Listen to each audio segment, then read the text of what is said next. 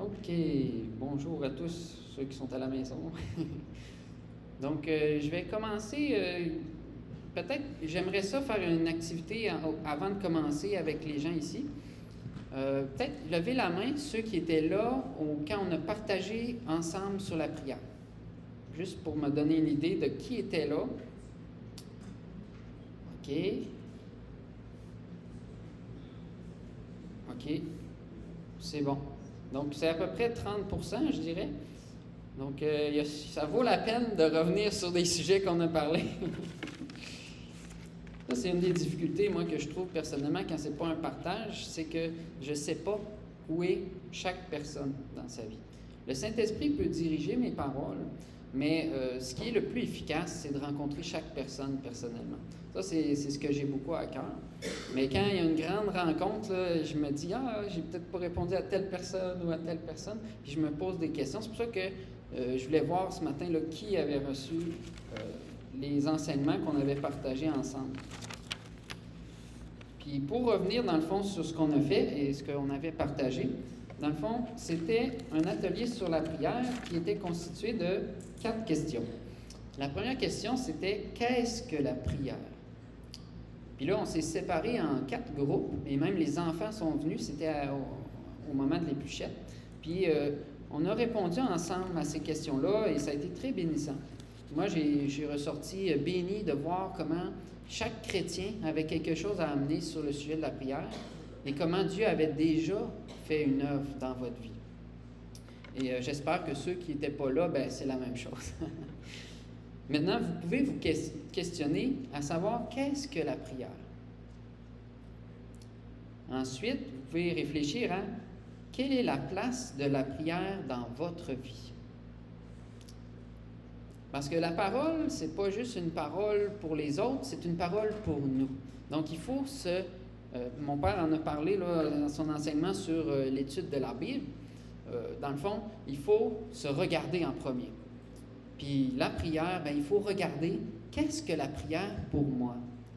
Qu'est-ce que je fais avec? Quelle est la place de cette activité-là dans ma vie? Puis c'est sûr que votre réponse à la première question va influencer votre réponse à la deuxième. Parce que si vous ne savez pas tout à fait qu'est-ce que la prière, vous ne saurez pas vraiment comment l'appliquer dans votre vie ou quelle place elle a réellement. Ensuite, la troisième question, c'est très pratique. Comment prier? Puis ça va encore, c'est une suite logique. Là. Moi, je vais souvent en suite logique. Là. Je pars du grand thème, puis on rapetisse. Puis après, c'est comment je le fais concrètement. Et puis, en quatrième point, pourquoi prier? C'est quoi ma motivation? Qu'est-ce qui va faire que je vais aller prier? Soit personnellement ou en communauté avec les frères et sœurs. Donc ça, c'est quelque chose que je voudrais ramener. C'est sûr que là, j'ai une partie des réponses avec les ateliers. J'avais fait des feuilles, puis on a encore les réponses aujourd'hui. C'est un peu pour ça que je voulais ça. Il y a quelqu'un qui a gardé sa feuille, donc je n'ai pas ses réponses. Mais on avait plein d'éléments dans ces feuilles-là. Puis un des versets que moi j'ai retenu, c'était pour la question 3, comment prier? Et puis c'est le Notre Père. Pour vous mettre en contexte, pourquoi j'amène cet enseignement-là aujourd'hui, c'est que cette semaine, j'étais au Café Quoi à Québec. Puis j'avais fait... quelqu'un m'avait invité, il n'est pas venu. Puis il y a eu d'autres rencontres. Puis j'ai rencontré quelqu'un que je ne connaissais pas, qui est un athée. Et puis, on a commencé à parler, j'ai commencé à parler que j'étais chrétien, je ne me rappelle plus exactement comment ça s'est passé, mais il était ouvert à me poser des questions, puis là, il m'a dit, je vais te poser une question, peut-être ça va te mettre mal à l'aise, je ne sais pas, tu sais, est-ce que c'est délicat? Puis il m'a demandé, dans le fond, c'est quoi la prière, là? Comment tu pries, tu sais, c'est quoi ça? En gros. Puis j'ai été surpris parce que je me disais, waouh, c'est vraiment une belle question. C'est justement ce qu'on avait partagé plus tôt. Donc, je lui ai expliqué avec le Notre Père et plein d'enseignements divers parce qu'il fallait que je parte de la base. Là. Exemple, c'est quoi les 12 disciples, qu'est-ce que la Bible et toutes ces choses-là. J'ai fait plusieurs, écarts pour stabiliser les enseignements sur la Bible. Mais au final, je suis resté sur le Notre Père. Et puis je lui ai expliqué que dans le fond, le Notre Père, c'était la réponse de Jésus aux disciples pour savoir comment prier. Puis l'Église catholique, qu'on a appris beaucoup au Québec, c'est le Notre Père qui est une fusion entre les deux passages du Notre Père dans la Bible. Il en manque une petite partie. Puis si on retourne à la Bible, on ne voit pas ce que les catholiques ont fait, dans le fond, c'est-à-dire réciter machinalement un texte appris et qui n'a pas nécessairement une signification pour celui qui le dit. C'est-à-dire, c'est comme un peu une... Tu sais, moi, je fais des fois un comparatif avec la magie, là, les sorts, là. Je fais le Notre Père, puis boum, une puissance magique sort. Puis des fois, on a cette perception-là avec la prière, mais c'est pas ça, selon la Bible. Donc, les disciples, ils demandaient ça à cause de Jean-Baptiste. On prend toujours un modèle, là, lui, il fait ça, donc toi, tu dois faire ça, Jésus. Si Jean-Baptiste a enseigné à ses disciples comment prier, toi, c'est quoi que tu vas nous dire? Puis Jésus, c'est là qu'il a dit cette fameuse prière-là, qui est connue en passant à travers le monde, là. Et puis c'est un des textes probablement les plus connus dans la Bible, là, parmi d'autres, là, mais c'en est certainement un qui est le plus connu.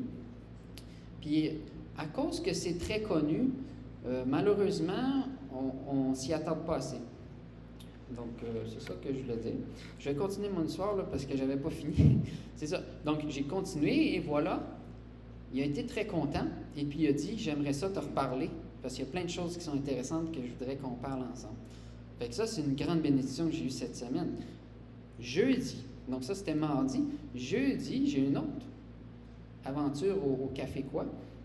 Puis c'est quelqu'un qui vient me voir, puis qui me dit, c'est une chrétienne, puis elle dit qu'elle a participé à un partage à une église où j'avais été invité, et je ne pouvais pas parce que j'avais un autre engagement. Et puis c'était un partage sur le Notre Père, le jeûne et la prière. Et puis là, elle m'a dit, voici, puis là j'ai dit, c'est un bon sujet ça, le même sujet encore. Puis là, j'ai dit, c'est drôle. Puis là, j'ai dit, qu'est-ce que tu as reçu? Parce qu'une des choses qu'on oublie quand on va à l'église, quand on amène un enseignement, c'est que c'est pas parce que je dis quelque chose que les gens l'ont retenu ou l'ont compris. C'est pour ça que moi j'ai à cœur, avec mes parents et d'autres personnes ici, d'amener des partages, là où on peut exprimer ce qu'on a retenu de la Bible, ce qu'on a retenu et ce qu'on croit. C'est pour ça que j'ai commencé avec un atelier de la prière il y a quelques semaines. C'est ça.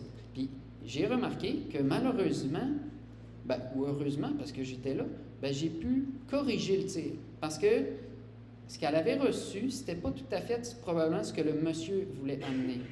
Puis j'ai pu exposer plus clairement qu'est-ce que la prière en général. Parce qu'elle avait compris, dans le fond, qu'on ne pouvait pas vraiment réciter le Notre Père.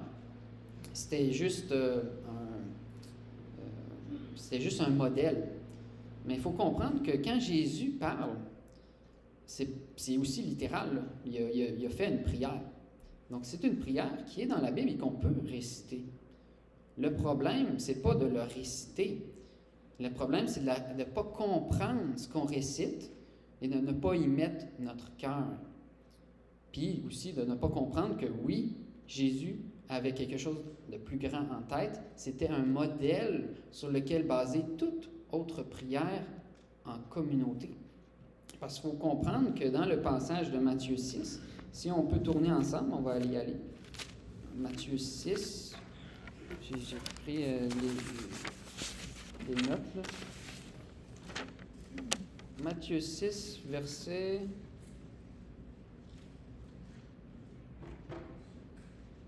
Je vais commencer au verset 1.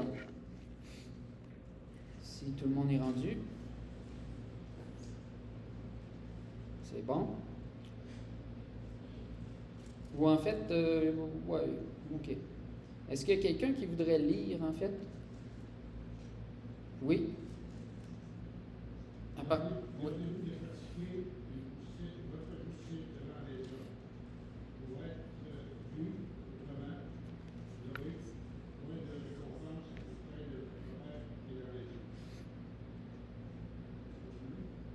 Oui, tu peux continuer jusqu'au verset 6, puis après je vais peut-être continuer.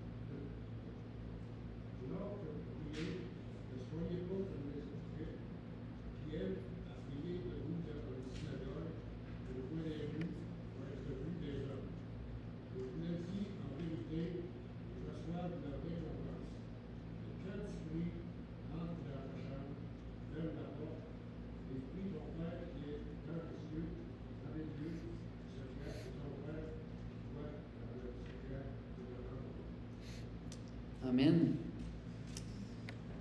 Amen. Merci d'avoir lu. C'est une des pratiques chrétiennes qui est très ancienne, c'est la lecture en assemblée. Donc, des fois, on ne le fait pas assez, mais c'est très important. Merci. Je voulais aussi peut-être arrêter sur le mot que je viens de dire, Amen. Est-ce que quelqu'un sait ce que ça veut dire? Là, je n'ai pas été voir l'étude là-dessus, mais juste comme ça, est-ce quelqu'un qui saurait qu'est-ce que ça veut dire? Ainsi soit-il, une autre formulation, mais qui veut dire la même chose. OK. Puis, est-ce que vous voulez dire ça quand vous dites Amen? OK, c'est juste une question de même. Il faut se poser les questions. Est-ce que c'est machinal ou bien est-ce qu'on veut vraiment dire ça? Parce qu'on voit des fois dans des rassemblements, on dit Amen sur à peu près n'importe quoi. Mais est-ce qu'on comprend ce qu'on veut dire? C'est important. Moi, j'ai vu des Amen un peu bizarres. Ça, c'est un commentaire. Maintenant, on revient au passage qu'on vient de lire, Matthieu 6, versets 1 à 6. Est-ce que vous croyez qu'il faut s'arrêter là? Est-ce que c'est ça seulement la prière? Aller chez toi, fermer la porte, et puis prier. Est-ce que c'est seulement ça que vous faites? Non? Parce que, pourquoi je dis ça, là, c'est parce qu'il y a quelque chose qui m'est arrivé, là, peut-être 1 an ou 1 an et demi, là. J'ai rencontré un groupe de gens qui se professaient chrétiens, mais qui ne l'étaient pas, à mon avis, et puis qui enseignaient sur ce sujet-là, et qui disaient, dans le fond, qu'il ne fallait pas prier à voix haute en public, à cause de ce verset-là. Donc, il faut faire attention, là. Si on lit, il ne faut pas juste généraliser et dire personne ne peut prier là, à l'extérieur, parce que si on lit au verset 1, gardez-vous de pratiquer votre justice devant les hommes pour en être vus, autrement vous n'aurez point de récompense auprès de votre Père qui est dans les cieux. Donc ces gens-là avaient interprété ces passages-là pour dire, puis c'est spécial parce qu'on a prié ensemble, mais il fallait prier chacun sans parler. Fait que là, qu'est-ce qu'on peut... Là, il y a un des chants ce matin, c'est « Tous unis dans l'esprit ». Puis, je pense pas qu'on est vraiment unis si on ne s'exprime pas ensemble. Je pense pas qu'on est vraiment unis dans la prière si on ne sait pas ce que les autres prient dans leur tête. On n'est pas... Puis ça, c'est quelque chose que j'ai partagé mardi dernier au monsieur à qui je parlais. Il faut comprendre que Dieu est tout-puissant et il entend ce qu'on dit. Mais nous, on n'entend pas ce qu'il y a dans la tête des autres. Donc, si Dieu nous demande de prier ensemble, il faut s'exprimer. Il faut le dire, ce qu'on a dans le cœur. Puis si on veut être unis, ben il faut chercher à s'entendre pour demander quelque chose ensemble. Puis ça aussi, c'est un défi. Tu sais, c'est pas banal. Et puis, Dieu nous demande, j'essaie de ne pas m'éloigner trop du micro, il nous demande de rechercher l'unité. Donc, il va falloir faire des efforts pour prier ensemble. Puis si on veut être vraiment efficace, ben il faut en mettre du temps, puis de l'énergie. C'est bon? OK. Fait que là, on continue. Ça, c'était mon commentaire sur la première partie. Puis oui, ici, on a un exemple clair de comment faire quand on prend du temps personnel avec Dieu. C'est-à-dire que là, on peut lui confier tout. On n'a pas à avoir peur. Tu sais, on s'isole du monde un peu. On prend un temps à part. Quand ça dit, sanctifier le Seigneur dans vos cœurs ou des choses comme ça, c'est comme consacrer, mettre à part. Bien, c'est ce qu'on fait un peu quand on va dans le lieu secret pour prier avec le Père. OK. Moi, je vais. Est-ce qu'il y a quelqu'un qui voudrait continuer à lire jusqu'au verset 15, de 7 à 15?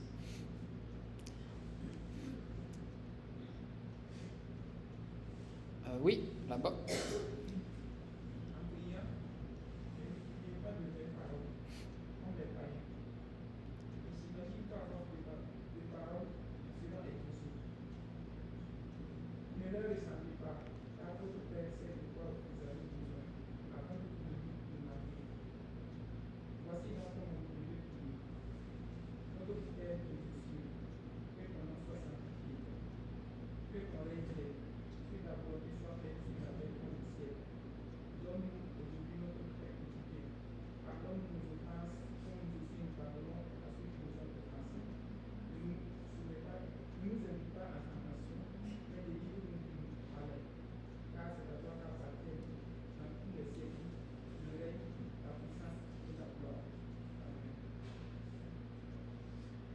Amen. Puis peux-tu lire les 2 autres versets? Jusqu'à 15 dans le fond.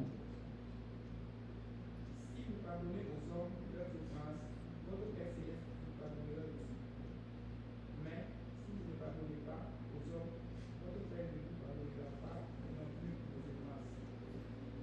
Amen. Ah oui.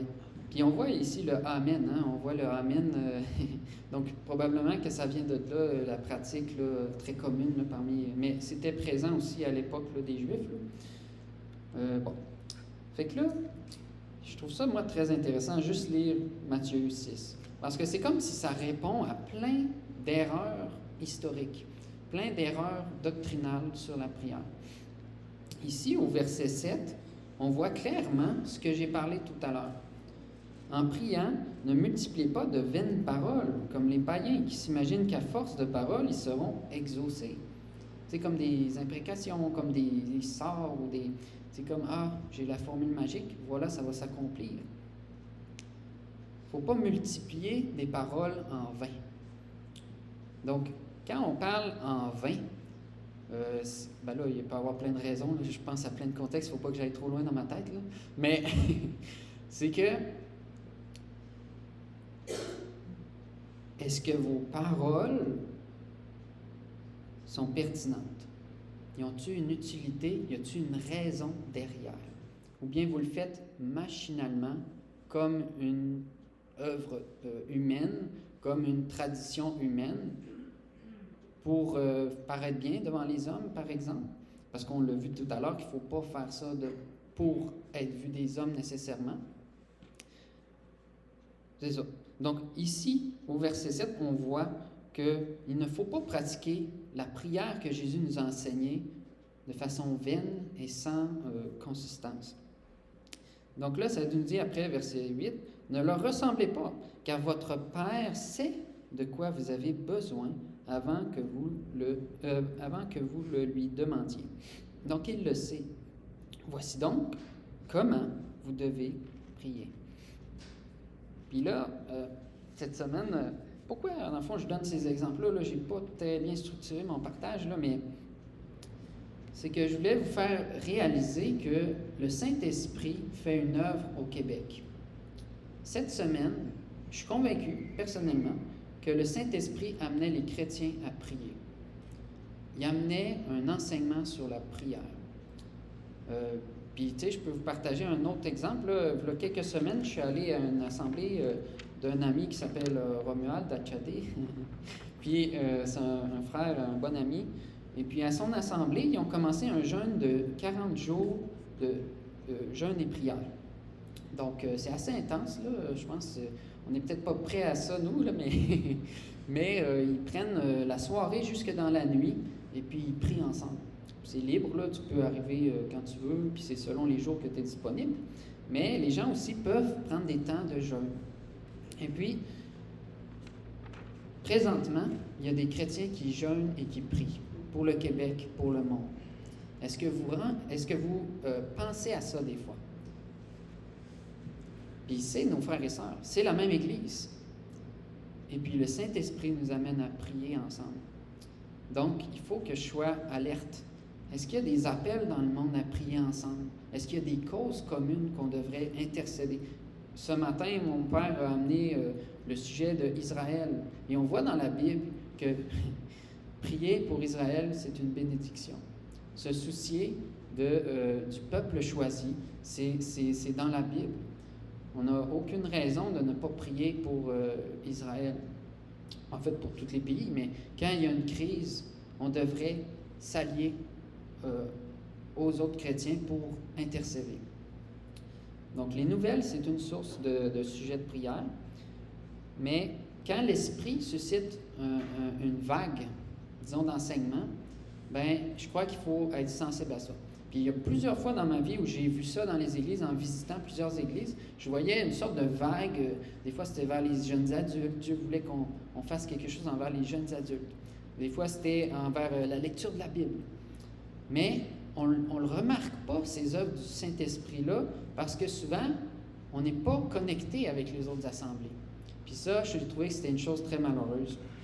Puis je crois qu'à travers la prière, on peut avoir le discernement pour prier pour les choses que Dieu a à cœur présentement. Et c'est pour ça que je trouvais ça pertinent d'amener le partage sur la prière aujourd'hui. Ouais, c'est ça. Puis là, je vais continuer avec le Notre Père pour vraiment arriver dans ce que je voulais dire. Le Notre Père. Notre Père qui est aux cieux. Et puis là, je vous arrête au premier mot. Notre, c'est pluriel. C'est une prière communautaire. Donc, il faut prier ensemble. On prie ensemble. Notre Père. Notre Père, ben, c'est pas juste ensemble, mais c'est le même Père. Donc là, on a un amour envers Dieu. Dieu nous rappelle qu'il est là pour nous. Là, je pourrais embarquer sur plein d'affaires. Là, il y a plein de choses à dire juste sur le mot Père, là, comme Dieu étant Père, celui qui pourvoit, celui qui protège, celui qui il fait tellement de choses. Tu sais. Juste le mot Père est très profond si vous voulez étudier ça. Mais c'est des choses qu'il faut se rappeler. À qui on s'adresse? On s'adresse au Père de l'univers, au Maître de l'univers, au Dieu souverain. Puis on va le voir, le souverain, là, après, qui est dans les cieux. Et puis là, ben ça, c'est très important. On voit Jésus, puis ça, c'est des choses que je ne sais plus si je l'ai ramené la dernière fois, mais Jésus prend la pratique, disons, juive, qu'on voit dans l'Ancien Testament, mais aussi dans le Nouveau, de regarder au ciel quand il prie, les yeux ouverts. C'est ce qu'on voit, la façon que Jésus priait, c'était les yeux ouverts vers le ciel. Et puis c'est littéralement écrit comme ça. Ben là, littéralement, c'est fort, là, mais ça dit vraiment cette position-là, et on sait qu'il regardait vers le ciel. Ça dit, il regardait vers le ciel et il dit, par exemple, quand à la résurrection de Lazare, là, il prie pour qu'eux entendent. Parce que Jésus était en communion parfaite avec Dieu. Mais on voit qu'à travers la prière de Jésus pour la résurrection de Lazare, en fait, qui était une prière au Père pour l'intro, puis après, il ordonne la résurrection, il dit Lazare sort. Mais on voit très bien que Jésus est en parfaite communion et il comprend aussi qu'il faut exprimer des paroles pour que les autres entendent et reçoivent un témoignage de à qui on prie, et ce qui va suivre va glorifier Dieu. Parce que si je ne dis jamais rien, puis je fais plein d'œuvres pour Dieu et je ne lui attribue pas la gloire, bien là, je suis en problème. Parce que la gloire ne nous vient pas à nous. Il faut l'attribuer à Dieu. Celui qui accomplit les miracles, celui qui accomplit des choses extraordinaires, dont la conversion, qui est le plus grand des miracles. C'est ça. Donc là, on voit que Jésus s'adresse au Père au ciel et il est au-dessus de toutes choses, au-dessus de nos situations difficiles, au-dessus de ce monde perdu, au-dessus de ces autorités des fois qui ne s'entendent pas et qui se font la guerre, au-dessus même des éléments qui peuvent se déchaîner quand on pense à Jésus dans la barque qui était ballotté par les flots et les disciples s'inquiétaient. Jésus était en paix. Parce que Jésus était en communion avec le Père et il connaissait où le Père était et quelle autorité il avait. Et il faut s'en rappeler ça. Et on le voit dans le Notre Père. On le voit, la position de Dieu au ciel.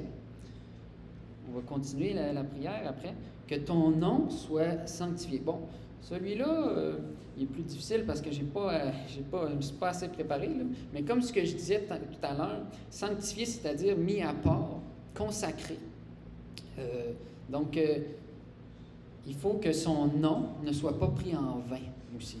C'est un peu comme, on parlait des paroles vaines tout à l'heure, prononce pas le nom du Seigneur, même le Notre Père, en vain. Il faut que ce soit réservé, que ça soit consacré, que ce soit saint, que ce soit important, vrai, sincère. Moi, je vois un peu de ça là, dans le mot sanctifié. Là. Puis vous pouvez faire votre propre recherche aussi, là, ça peut être intéressant. Bon, là, j'ai un petit problème que je ne sais plus où je suis. OK. Que ton règne vienne. Hey, ça, c'est merveilleux, ça ce bout-là. Là, juste ce bout-là, je peux prier longtemps avec lui. Moi, en tout cas, si on s'y attarde, là, on entre dans sa présence, là, on peut prier des heures. Mais c'est pas nécessairement ça qu'il faut faire. Là. On a des tâches et toutes sortes de choses à faire. Mais moi, je vous encourage à aller dans votre lieu secret et puis à entrer dans sa présence, puis découvrir comment on peut être bien, comment le temps peut avoir moins d'importance dans sa présence. Quand je vois que ton règne vienne, il faut comprendre quel est le royaume de Dieu. Quand ça dit dans la Bible, les disciples étaient envoyés pour annoncer la bonne nouvelle du royaume de Dieu, du royaume des cieux, on se pose un peu la question, qu'est-ce que ce royaume-là? Encore là, c'est un peu trop long pour que je le partage. Juste le mot royaume est trop compliqué. Mais on peut penser à un roi, et puis qu'il y a un royaume, donc un certain terrain, il y a des puissances, donc un certain aussi armée. Et puis, on dit un peu dans cette prière-là que ce royaume-là soit présent, efficace, en action, déployé dans le monde. Que ton règne vienne. Et on sait que aussi, Jésus a dit lui-même qu'il allait revenir et établir toutes choses et régner littéralement. Mais présentement, Dieu règne aux cieux. Ce n'est pas vraiment le démon qui est le roi du monde. On le voit bien dans la Bible, c'est le prince de ce monde. C'est juste temporaire. Mais quand on regarde au ciel, on regarde au royaume qui surpasse tout autre, à celui qui englobe toutes les puissances et qui limite l'action de toute autre puissance soumise. Puis on le voit aussi quand ça dit, on va le voir plus loin, là, je vais revenir là-dessus, mais ça dit aussi « vienne ». Ça, c'est merveilleux parce qu'on aspire à son retour. On aspire à voir les choses de Dieu se déployer sur terre autour de nous. Et puis, on prie ça. Dieu a dit, faites ça. Mettez ça dans vos prières. Que son règne vienne. Regardez à lui. Puis moi, l'Apocalypse, quand ça se termine, là, je trouve ça merveilleux. Ça dit, je vais aller voir, là.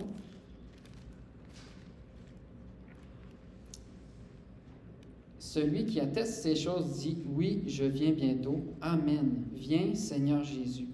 Que la grâce du Seigneur Jésus soit avec tous.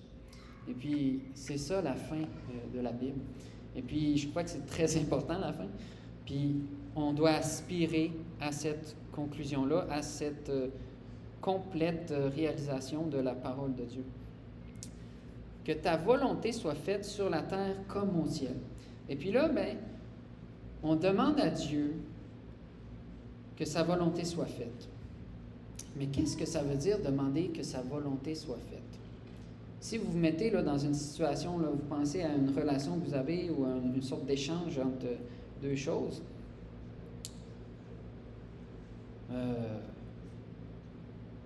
qu'est-ce que ça veut dire? Que, exemple, j'ai un ami, et là, j'ai dit que ta volonté soit faite. Ça fait pas mal théâtral, là. Mais qu'est-ce que ça veut dire? Que si je dirais ça à mon ami? Ça voudrait dire qu'il faudrait que je connaisse sa volonté.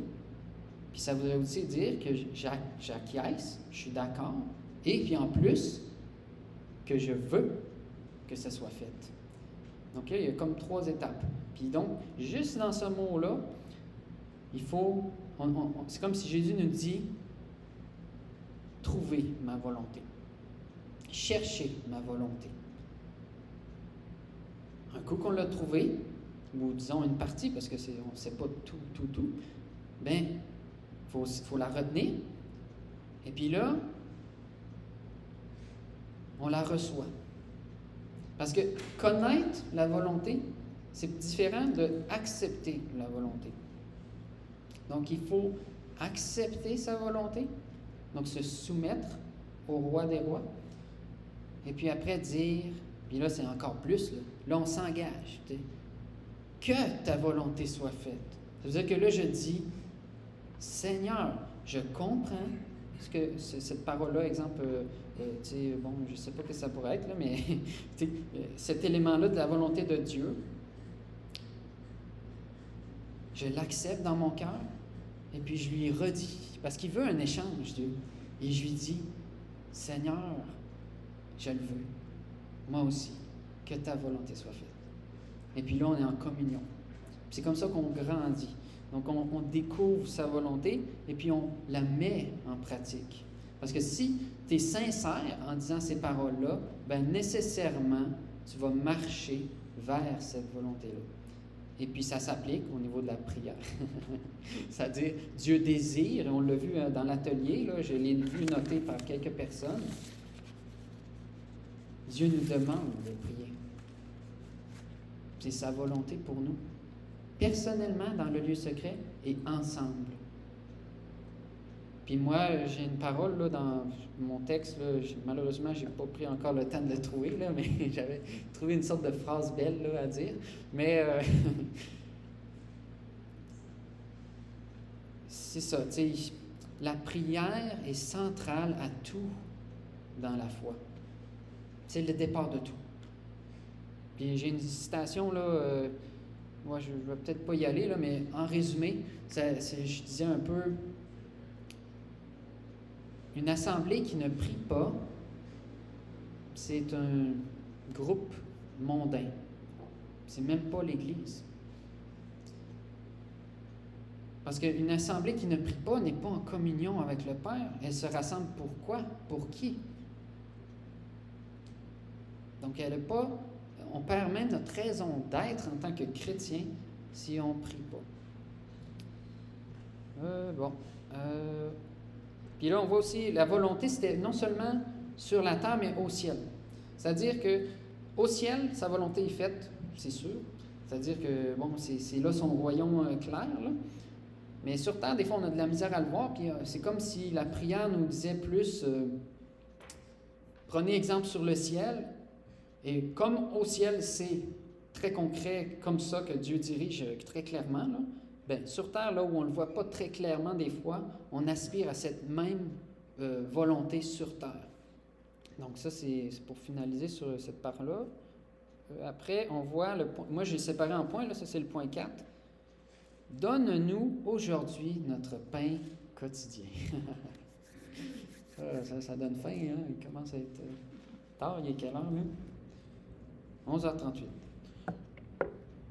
Donc, le pain quotidien, moi, j'aime ça, cette parole-là, là, c'est merveilleux. Parce qu'il y a tellement de choses là-dedans, ça dit, bon, le Père, il pourvoit. Et puis là, on lui demande.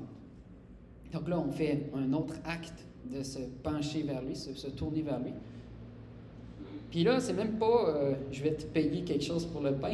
C'est donné, c'est gratuit. C'est merveilleux. Tu sais, donne-nous. Tu sais, Dieu, il donne librement à celui qui demande. Donc là, ça nous dit, waouh, j'ai un accès à demander gratuitement la provision de Dieu pour ma vie. Et puis là, le mot incroyable là, que moi je trouve, bon, il y a le mot pain, il y a le mot notre, puis il y a le mot quotidien. Notre, ça veut dire, je le demande pour mes frères et sœurs et moi. Puis là, ça rejoint un des thèmes principaux de Jésus, les uns les autres. L'Église. Je demande le pain pour mes frères et sœurs. Je demande le pain pour moi. Et puis Dieu, étant bon, va le fournir. Et puis ensuite, le pain, ça c'est une grande question. Qu'est-ce que le pain de Dieu? Jésus a dit, je suis le pain du ciel qui descend. Et puis c'était, dans le fond, l'accomplissement prophétique, qu'on pourrait dire, de la manne, parce qu'il était le véritable pain qui descend du ciel et qui nous nourrit parfaitement. Parce qu'en Christ, lorsqu'on le reçoit, on est rempli à déborder. Puis, si on pense au pain dans le désert par la manne, bien, la manne était donnée, puis ça c'est un autre enseignement que j'ai amené il y a quelques temps, la manne était donnée chaque jour pour le besoin. Puis là, le mot quotidien, les Juifs devaient le comprendre probablement comme ça aussi, c'est que dans le désert, les Juifs recevaient chaque jour leur pain, divinement, miraculeusement, par la manne, le pain du ciel. Puis Jésus maintenant accomplit parfaitement cette prophétie-là, disons, mais il nous demande quand même, quotidiennement, parce que ça implique, c'est comme une sorte de tour, là. Ça dit, OK, Jésus nous dit de prier pour le pain quotidien, mais s'il nous demande ça, bien, ça doit vouloir dire qu'il faut prier chaque jour. C'est merveilleux. Hein? Tu sais, Jésus a inclus tellement d'affaires là-dedans. Puis, quotidien, bien, c'est... Ah, puis il y a un autre aspect, là, c'est que Dieu, dans le désert, il y avait le sabbat, là, où il ne pouvait pas aller ramasser de pain. Et puis, le pain quotidien, moi, je le sais très bien, là, avec mon travail, là, je suis payé toutes les 2 semaines. Puis là, bon, je fais des dépenses, puis là, j'arrive, puis là, il me manque de l'argent. Fait que là, il faut que j'attende ma prochaine paye. Bien, si on regarde au pain, qui est quotidien, si c'est notre nourriture dont on a besoin chaque jour, bien, je ne peux pas m'appuyer sur le pain d'aujourd'hui pour demain. Il faut que je pense que c'est pour aujourd'hui et que je fasse confiance à Dieu pour le lendemain. Et puis là, il y a un grand enseignement sur la foi. La foi en Dieu qui pourvoit aujourd'hui et qui pourvoira demain. Donc, c'est très important parce que des fois, on est tellement focusé sur nos plans, sur ce qu'on vit, qu'on ne réalise pas que Dieu, comme mon père avait partagé, puis c'est des enseignements qui se croisent là, sur la Bible et sur la prière, vu que c'est des enseignements très fondamentaux au niveau de la foi chrétienne. On voyait sur l'étude de la Bible que mon père utilisait le verset « Ta parole est une lampe à mes pieds, une lumière sur mon sentier », et il avait expliqué qu'on ne voit pas très loin avec une lampe à l'huile qui est impliquée là, dans le verset. Puis c'est un peu la même chose avec la prière. C'est-à-dire qu'on reçoit aujourd'hui ce qui est suffisant, ce qui est bon pour aujourd'hui, et puis demain, on va recevoir plus, mais pour la même journée encore. Donc, il ne faut pas aller trop loin non plus. Il faut faire confiance à Dieu qui va pourvoir. Et puis quand on fait ça, quand on donne notre confiance à Dieu, eh bien, il nous donne sa paix. Ensuite, puis là, ça c'était une chose intéressante, là. Si on s'était arrêté au verset qui dit « Amen », on n'aurait peut-être pas compris autant ce verset-là, et je crois que c'est pour ça que Jésus a dit ça. Ça dit, « Pardonne-nous nos offenses, comme nous aussi nous pardonnons à ceux qui nous ont offensés. » Et puis si on va lire verset 14, après le Amen, ça dit, « Si vous pardonnez aux hommes leurs offenses, votre Père céleste vous pardonnera aussi. Mais si vous ne pardonnez pas aux hommes, votre Père ne vous pardonnera pas non plus vos offenses. » Donc là, Jésus, il précise. Ah, c'est bien, pardonne-nous nos offenses, comme nous aussi nous pardonnons à ceux qui nous ont offensés. Voilà, c'est fait, je l'ai dit. Attention. Pourquoi il dit 2 fois? C'est intéressant, mais quand même, ça doit être important. Il faut pardonner. C'est conditionnel. Dieu désire que ce soit les uns les autres. Dieu désire qu'on soit sincère, véritable, cohérent, que ça ne soit pas en vain. On ne dit pas cette parole-là si on ne pardonne pas. Donc, pardonnons. Prions avec sincérité de cœur. Et puis là, je ne dis pas que c'est facile, mais on peut lui demander son aide pour nous aider à pardonner. Ne nous induis pas en tentation, mais délivre-nous du malin ou du mal. Là, ce bout-là est compliqué à expliquer. On va passer outre maintenant. Non, je ne suis pas en train d'établir la vérité absolue dans tout l'enseignement sur la prière. Là. Puis je sais qu'il y en a plein d'enseignements sur le Notre Père. Mais on peut quand même dire qu'ici, il y a une requête envers Dieu de nous délivrer du malin. Parce que oui, dans le monde, il y a un prince de ce monde et c'est le diable. Et ses démons qui sont à sa suite. Et puis, il y a des attaques, il y a des combats, il y a des difficultés qu'on va faire face. Et puis, la prière qu'on fait, c'est pas juste en lien avec les besoins physiques. Tantôt, je parlais du pain. J'ai essayé, peut-être c'était pas très clair, mais j'ai essayé de faire comprendre que notre besoin fondamental, c'est Jésus, le pain du ciel. Et puis, on demande ce pain-là qui va pourvoir au-delà des besoins spirituels, qui va même pourvoir pour tous les autres besoins, et jusqu'à physique. Et puis mon père avait amené un autre enseignement sur l'esprit, l'âme et le corps. Et il expliquait que, là je fais des rappels comme ça, mais je fais plein de liens, là. Puis il disait que le plus important c'était l'esprit, et puis après ça descendait. Et puis ça avait des impacts sur toutes les autres parties de notre être. Et puis ici, dans la prière, on doit se focusser premièrement sur le Père, sur sa provision spirituelle, pour ensuite voir l'effet dans notre corps, dans notre âme, c'est-à-dire nos émotions, ce qu'on ressent, les situations.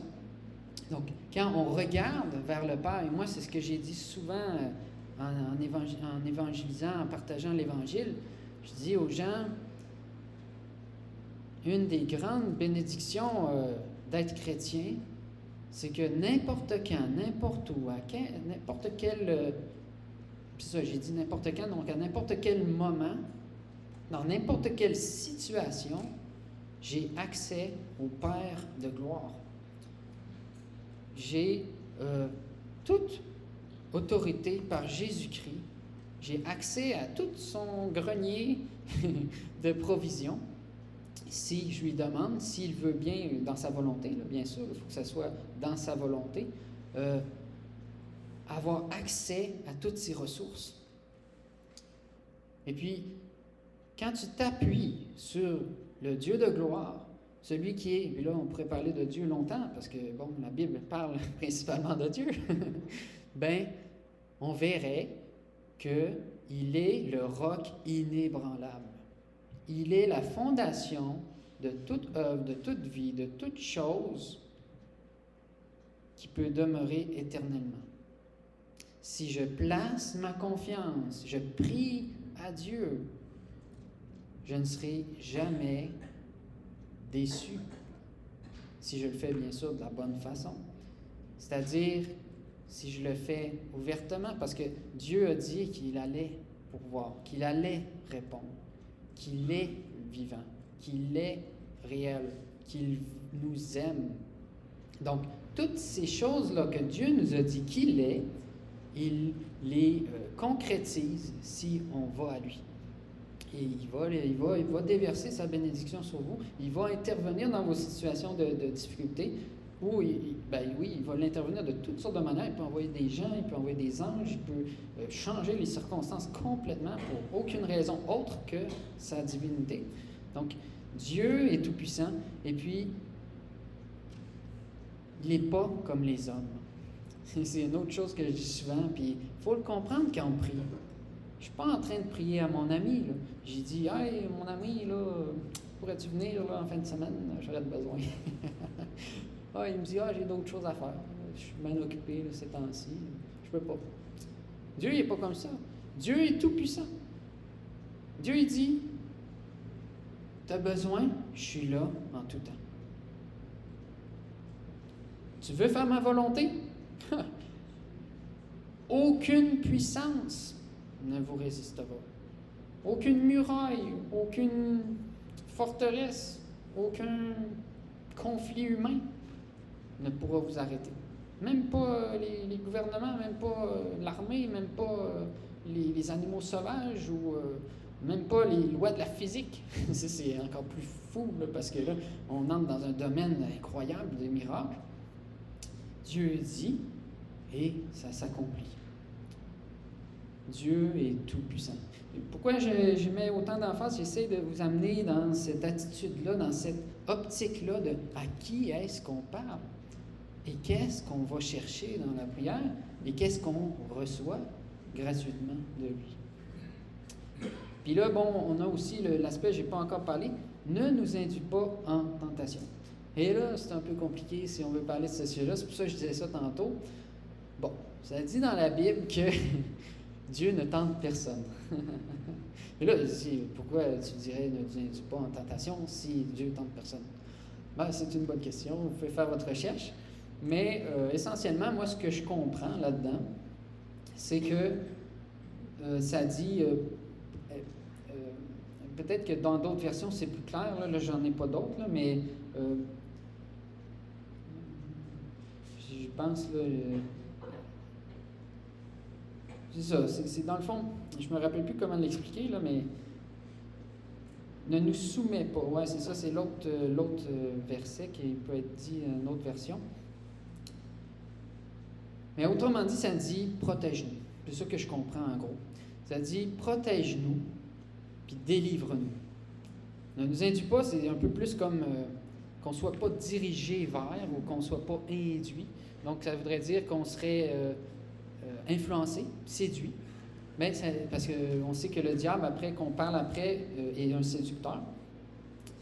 Puis la tentation, on sait que c'est par rapport au péché, donc ce qui est dans notre cœur, qui n'est pas encore complètement renouvelé. Donc, il y a encore ce combat-là avec les tentations dans la vie chrétienne. Puis il faut être conscient de ça, puis il ne faut pas avoir peur de demander de l'aide à Dieu pour y faire face.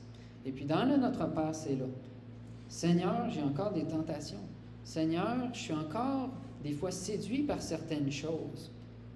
Bon, on peut demander déjà pardon, c'est bon, mais on peut dire aussi, Seigneur, aide-moi face à ces choses-là. Protège-moi de ces tentations-là. Aide-moi à grandir pour ne plus être soumis à ces choses. Et enfin, le point 7, parce que là, il ne faut pas que je prenne trop de temps. Car c'est à toi qu'appartiennent, dans tous les siècles, le règne, la puissance et la gloire. Amen. Et puis là, je reviens un peu à ce que je disais au début. C'est à lui que ça appartient. C'est là, dans la prière. Ça appartient à Dieu. La gloire, le règne, la puissance et la gloire. Puis on revient au début, dans le fond. Là. La puissance, le règne, la gloire, sans sanctifier, puis autrement dit, à qui on s'adresse. Et puis le Amen, qui est dans le fond, ce que j'ai dit devant Dieu, là, qu'il en soit fait ainsi. C'est comme si je mets un sceau, comme si je disais, je m'engage. Parce que c'est un engagement.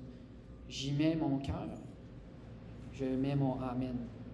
C'est pour ça qu'il ne faut pas dire Amen Bon, en tout cas, moi je dis, faites attention à ce que vous dites des fois. Puis il y a un petit passage que j'ai noté, là, j'en ai plein, là, des sujets sur la prière. Là. Ça, c'était la base.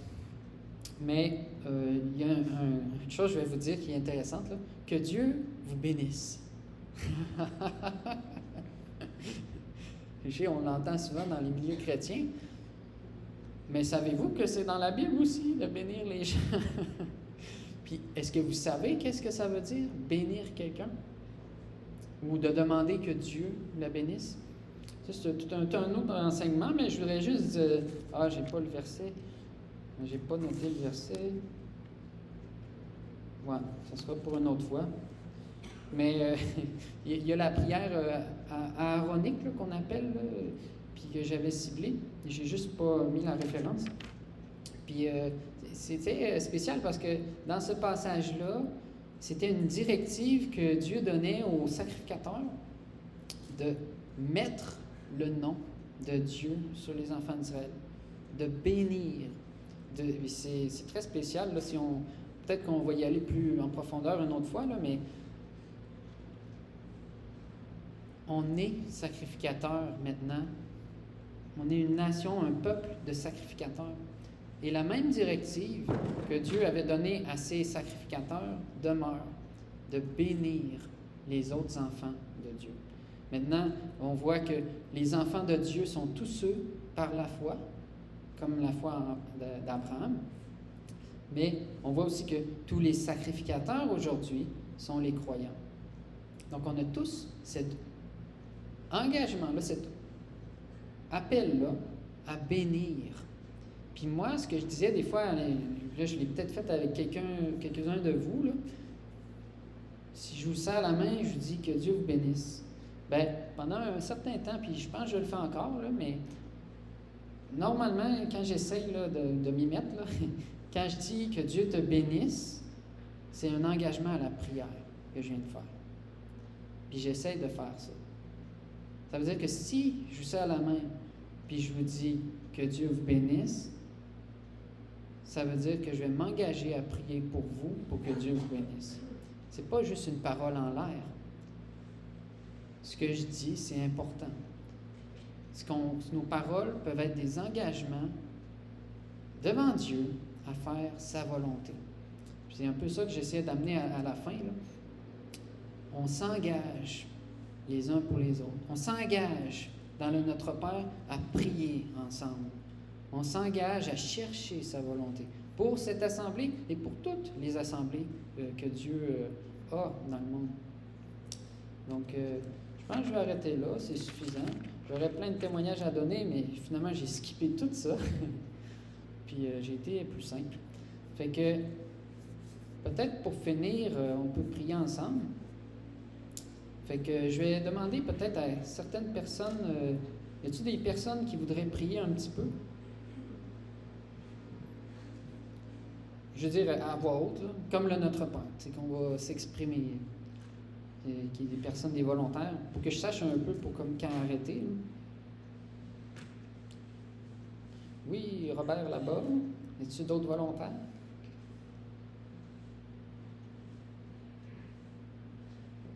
Oui, mon père, j'aurais besoin de 3 volontaires au moins. Oui, Nicole, c'est ça? Amen. Bon, fait que je vais commencer, puis je vais terminer, mais je vous invite à continuer. Oui, Seigneur, je te rends grâce pour ta grande bénédiction qui est de vivre en nous, d'habiter dans notre cœur. J'ai dit il y a un certain temps que tu nous as dit que tu recherches une maison de prière dans laquelle habiter.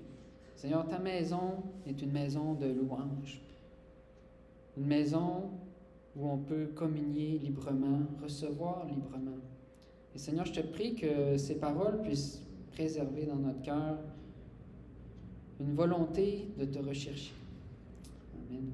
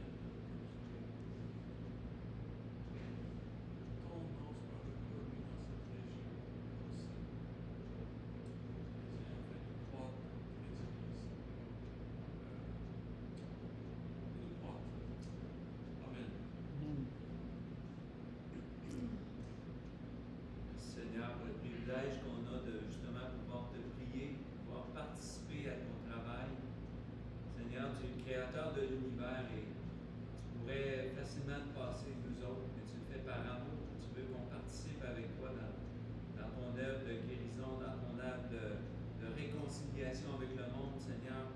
Et je te remercie de cette communion qu'on peut avoir avec toi en priant. Qu'on puisse apprendre, Seigneur, à en devenir dépendant, en devenir vraiment comme tout le temps, Seigneur, nécessaire dans nos vies. Donc, ton Fils Jésus, Seigneur, on te remercie de tout notre cœur. Amen.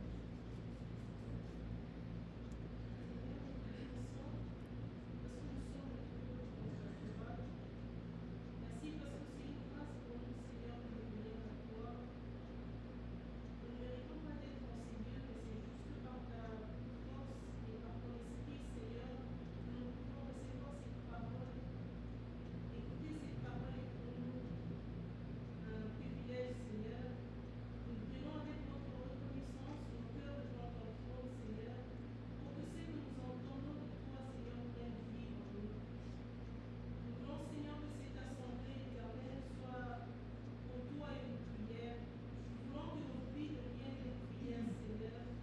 Règne encore au milieu de ton peuple, toi qui es grand et puissant, Seigneur. Nous te bénissons, ô Père, pour la présence de chacun de nous en ces lieux. Sois notre maître, Seigneur. Amen. Maintenant, notre engagement, c'est de continuer à prier pour ce qui a été partagé en assemblée. Il faut s'unir dans cette vision-là. Donc, il faut continuer à partager, continuer à prier, élever notre voix devant le Père de gloire. Donc, amen, amen. Soyez bénis. On va amener un dernier chant.